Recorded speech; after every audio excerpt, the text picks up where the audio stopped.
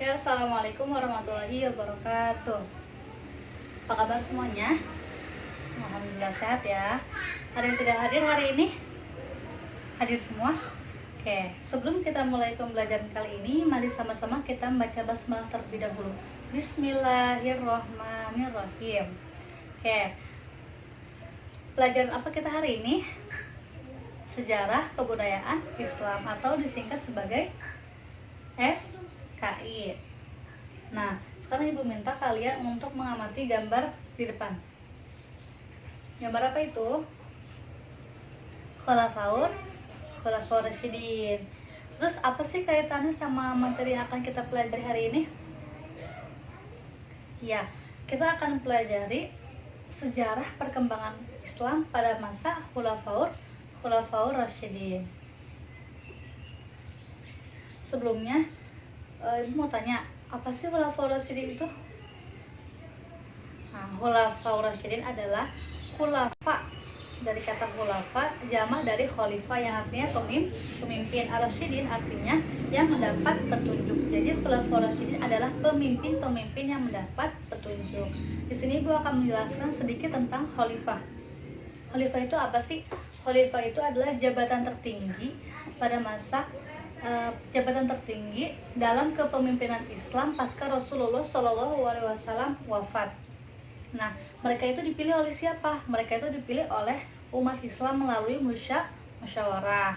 Seorang khalifah wajib menjalankan kepemimpinannya sesuai dengan Al-Quran dan Sunnah Nabi. Dan khalifah tidak menjalankan fungsi kenabian, akan tetapi tugas utamanya dalam hal keagamaan adalah memimpin sholat Jumat di Masjid Nabawi dan menyampaikan khutbah Jumat. Terus apa aja sih tugas seorang khalifah itu? Nah, tugas seorang khalifah selain sebagai kepala negara, ia memiliki kewenangan yang luas dalam hal pemerintahan. Jadi setelah Nabi Muhammad SAW wafat itu, kepemimpinan terhadap umat muslim itu diganti oleh khalifah. Paham ya? Khalifah yang pertama siapa? Khalifah yang pertama yaitu Abu Bakar As-Siddiq, kemudian Umar bin Khattab, Utsman bin Affan, dan Ali bin Abi Thalib. Kemudian ada juga nih hadis tentang khalifah, yaitu kanat Banu Israila satu sumul anbiya kullama halaka nabiyyun khalafahun nabiyyun wa innahu la nabiyya ba'di wa sayakunu khulafa'u fayaksurun. Ini artinya dahulu Bani Israel dipimpin oleh para nabi. Nah, setiap kali nabi wafat, kepemimpinannya itu diganti oleh nabi yang lain. Dan sesungguhnya tidak ada nabi setelahku. Yang ada adalah para khalifah dan mereka semakin banyak. Jadi kata dan sesungguhnya tidak ada nabi setelahku itu untuk Nabi Muhammad. Nah, jadi setelah Nabi Muhammad wafat, seperti tadi yang sudah Ibu jelaskan, digantikan oleh khalifah. Paham nggak? Paham ya?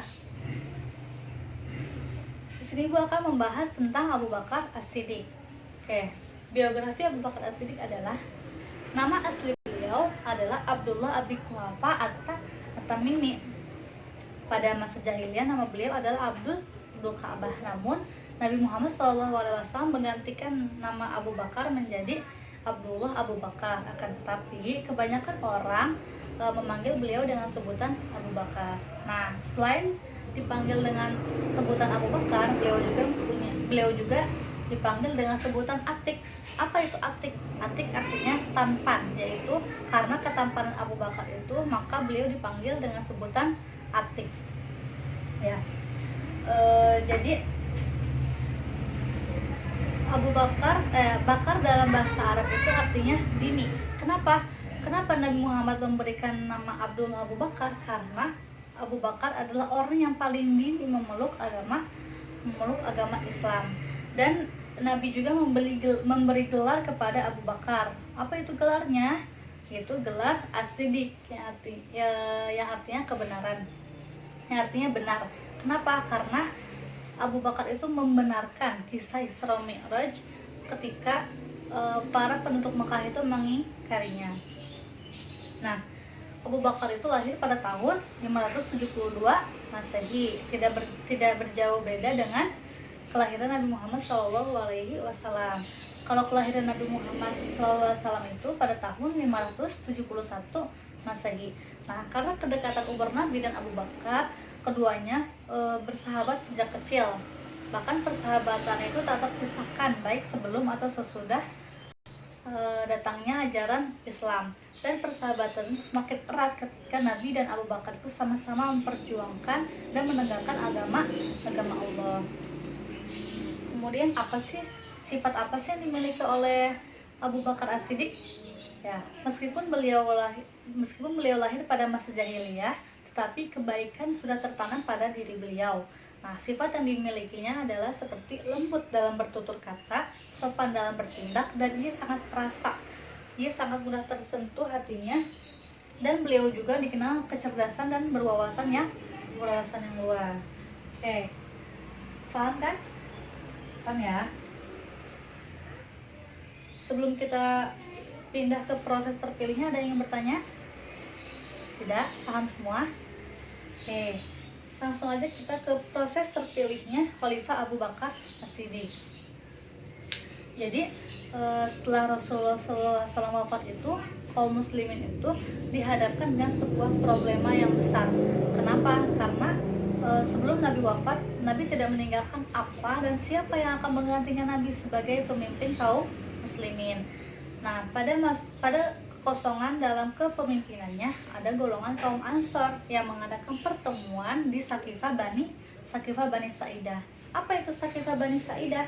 Sakifah Bani Sa'idah adalah tempat yang digunakan untuk mengadakan perkumpulan atau musyawarah para penduduk kota Madinah. Nah, pertemuan itu dipimpin oleh siapa? Dipimpin oleh sahabat dekat Nabi yang bernama Sa'ad bin Ubadah. Siapa Sa'ad bin Ubadah itu? Sa'ad bin Ubadah adalah tokoh terkemuka di suku Khazraj. Nah, pada saat Sa'ad bin Ubadah mengajukan wawasan dan ide untuk mengusulkan siapa sih yang lebih pantas menggantikan Nabi sebagai seorang khalifah, ia menyatakan bahwa kaum Ansorlah yang pantas menggantikan Nabi sebagai seorang khalifah. Kenapa? Karena kaum Ansor itu telah banyak menolong Nabi dan para penduduk Mekah lainnya dari kejaran dan penindasan orang-orang kafir Quraisy. Tentu saja gagasan dan wacana dari Sa'ad Ubadah itu disetujui oleh para sahabat dari kaum Ansor. Nah, pada saat beberapa tokoh muhajirin seperti Abu Bakar, Umar bin Khattab, dan tokoh muhajirin lainnya mengetahui pertemuan orang-orang Ansor, mereka segera menuju ke Sakifah Bani Sa'idah.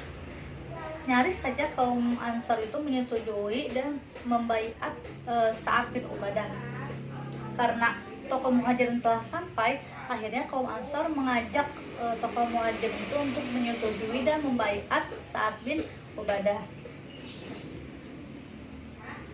Nah, namun kaum muhajirin yang diwakili oleh Abu Bakar itu menolak dengan tegas untuk membaiat Sa'ad bin Ubadah, karena bagi kaum muhajirinlah yang pantas untuk menggantikan Nabi sebagai seorang khalifah. Kenapa? Karena kaum muhajirin yang lebih dulu masuk agama Islam dan menyertai serta membantu Nabi untuk memperjuangkan agama Islam selama 13 tahun.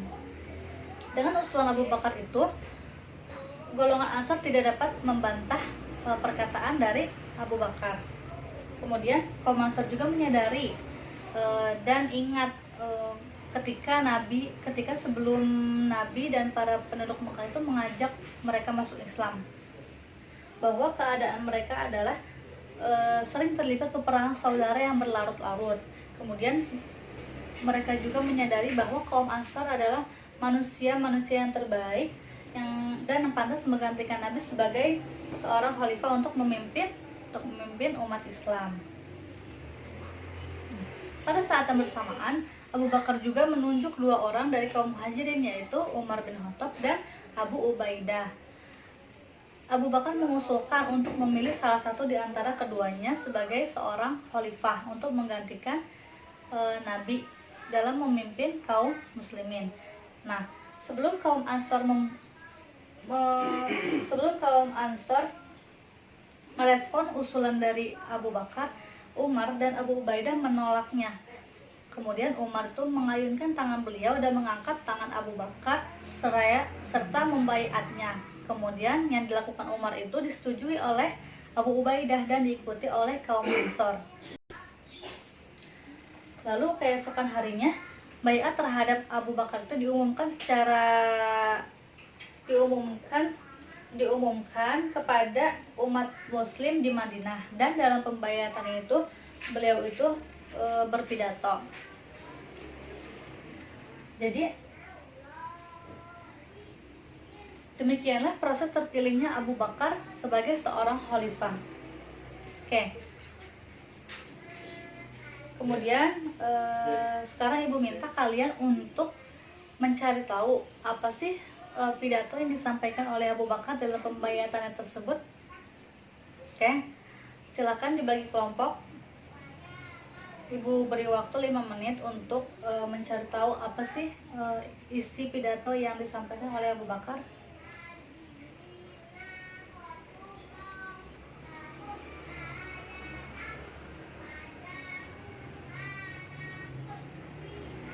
Oke.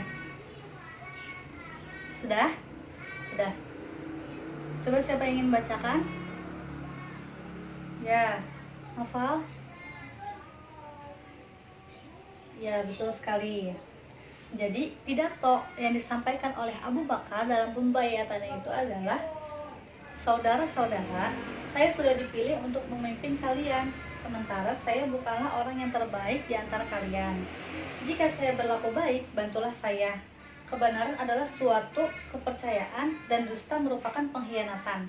Taatilah saya selama saya taat kepada Allah dan Rasulnya. Tetapi ketika saya melanggar perintah Allah dan Rasulnya, maka gugurlah ketaatanmu kepada saya. Oke, pintar. Dapat pahami semuanya? Ada yang ingin bertanya? Ada ya? Oke. Jadi kesimpulannya adalah Abu Bakar dipilih dan dibaiat oleh Umar bin Khattab, kemudian disetujui oleh Abu Ubaidah dan diikuti oleh kaum Ansor untuk menjadi pemimpin kaum muslimin dan menggantikan Nabi sebagai seorang khalifah.